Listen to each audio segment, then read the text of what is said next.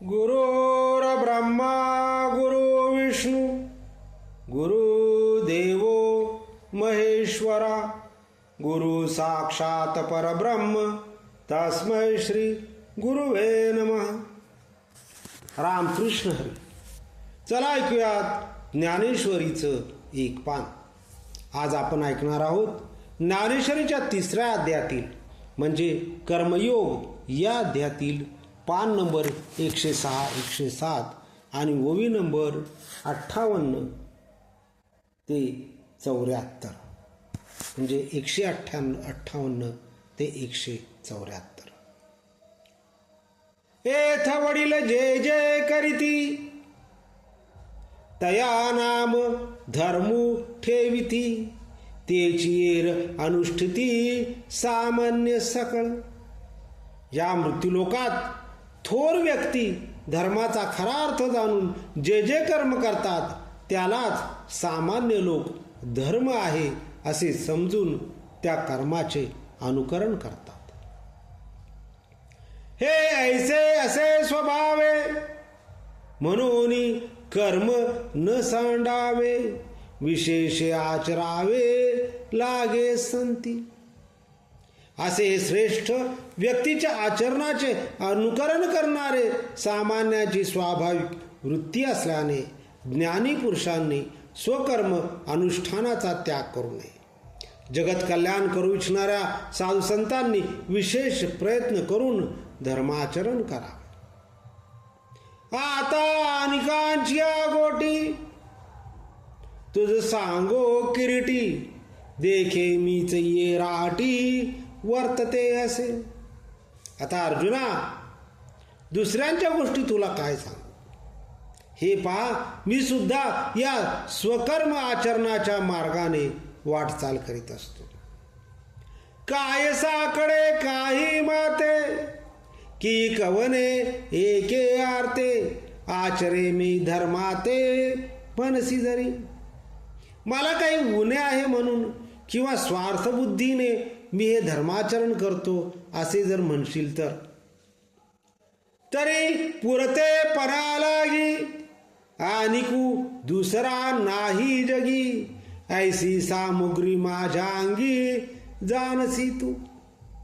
माझ्या इतका पूर्णत्व प्राप्त झालेला दुसरा कोणी या जगात नाही. याबद्दलचे सामर्थ्य माझ्या ठाई आहे हे तू जाणतोस. मृत गुरुपुत्र आणिला तो तुवा पवाडा देखिला तोही मी उगला कर्मी वर्ते. मी गुरु सांदीपनींचा मेलेला मुलगा यमलोकातून यमाचा पराभव करून जिवंत करून आणला. हे माझे सामर्थ्य तू प्रत्यक्ष पाहिले आहेस. तरी पण मी शांतपणे तत्परतेने कर्म करीत आहे. आता इथं ह्या 162व्या ओवीमध्ये एक छोटीशी कथेचा संदर्भ आलेला आहे. म्हणजे कृष्ण आणि बलराम ज्यावेळी लहान होते त्यावेळी ते अवंती नगरीमध्ये म्हणजे आत्ताच्या उज्जैन नगरीमध्ये सांदीपनी ऋषींच्या आश्रमामध्ये शिक्षणासाठी होते. तिथे शिक्षण पूर्ण झाल्यानंतर त्यावेळी प्रथा होती की विद्यार्थी शिक्षण पूर्ण केल्यानंतर गुरुला गुरुदक्षिणा द्यायचा. मग परत निघताना श्रीकृष्णांनी सांदीपनी ऋषींना गुरुदक्षिणेविषयी विचारलं तर गुरुदक्षिणेमध्ये गुरूंनी त्यांची खंत त्यांना ऐकवली की त्यांचा मुलगा देवदत्त हा मृत्युमुखी पडला होता समुद्रामध्ये किंवा कुठे, तर त्याला परत आणू शकत असतील तर आण असं सांदीपनी ऋषींनी म्हटल्यानंतर मग श्रीकृष्ण आणि बलराम त्या मुलाच्या शोधासाठी यमलोकापर्यंत गेले आणि यमलोकामध्ये यमाचा पराभव करून त्या मुलाला देवदत्ताला जिवंत करून त्यांनी परत आणला आणि त्या गुरुदक्षिणा म्हणून सांदीपनी ऋषींना दिला.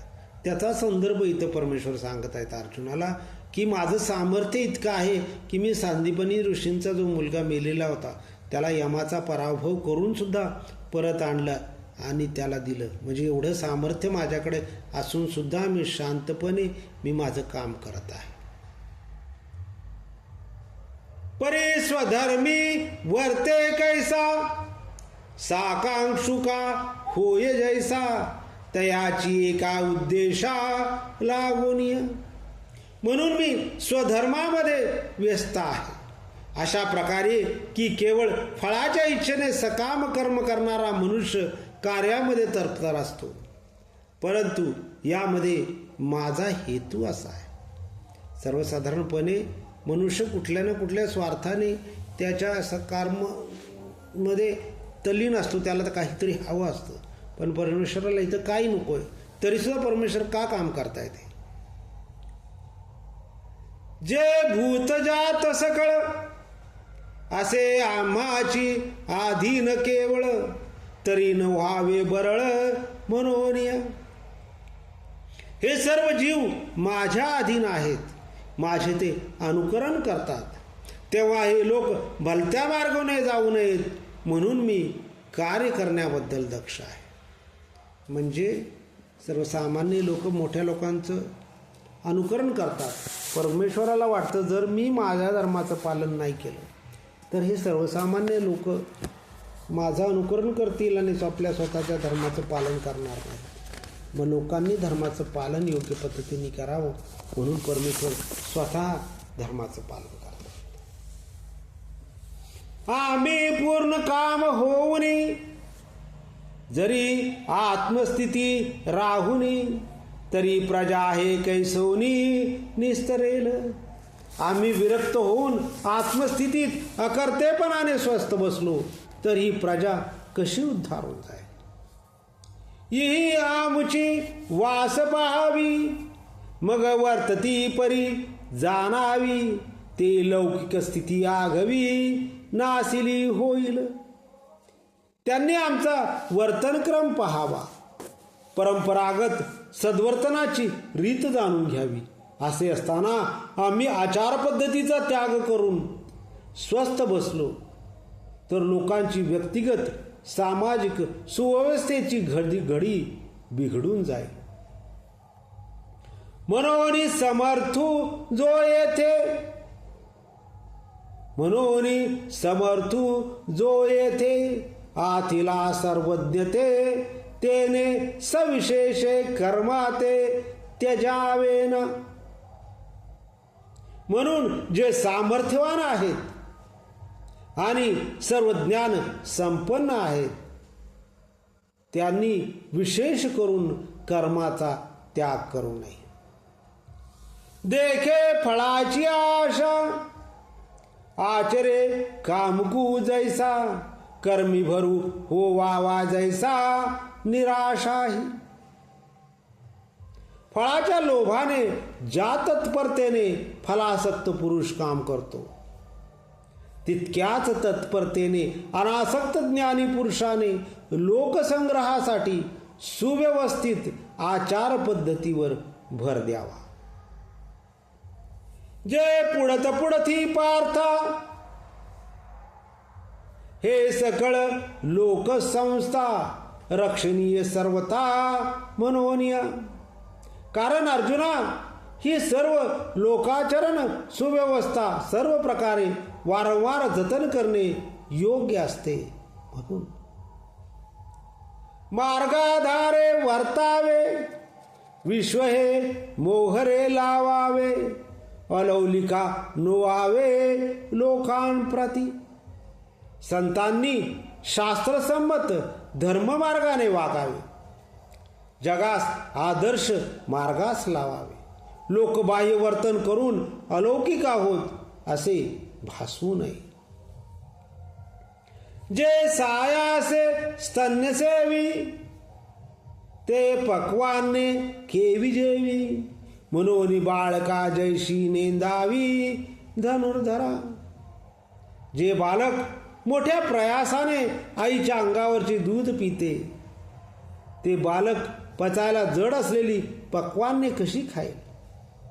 म्हणून अर्जुना, ती जड पक्वान्ने ज्याप्रमाणे बाळाला देऊ नयेत तैशी कर्मी जया योग्यता, तया प्रती नैष्कर्मता, न प्रगटावी खेळता आदी करुणी. त्याप्रमाणे शास्त्रसंमत कर्मे करण्याची ज्यांची योग्यता नाही, ज्यांना कर्मेच नीट करता येत नाहीत, ज्याप्रमाणे त्याला ज्ञानप्राप्तीनंतर येणारी नैष्कर्म्यता कौतुकाने सुद्धा सांगू नये.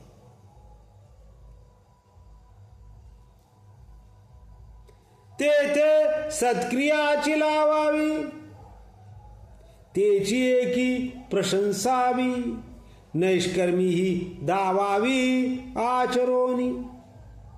त्याला सत्कर्माकडे प्रवृत्त करावे, सत्कर्माचा गौरव करावा.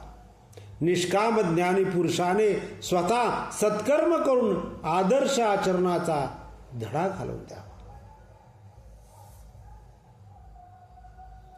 ज्ञानेश्वरीचं आजचं पान इथंच संपलेलं आहे. या पुढचं पान ऐकूयात पुढच्या भागामध्ये. रामकृष्ण.